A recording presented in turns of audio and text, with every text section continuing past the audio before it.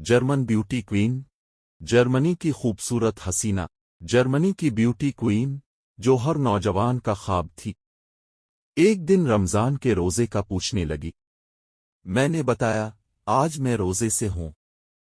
कहने लगी, रमजान क्या होता है?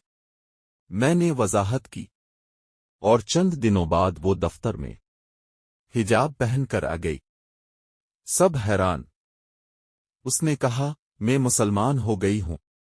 मैंने कलमा पढ़ लिया है। मेरे दिल में खुशी की लहर दौड़ गई। सोचा अब तो ये मुझसे ही शादी करेगी। लेकिन किस्मत ने ऐसा पलटा खाया। उसने निकाह कर लिया इस दाढ़ी वाले आलम से, जो सादा कपड़ों में हवाई चप्पल पहनकर आता था। क्यों? कैसे?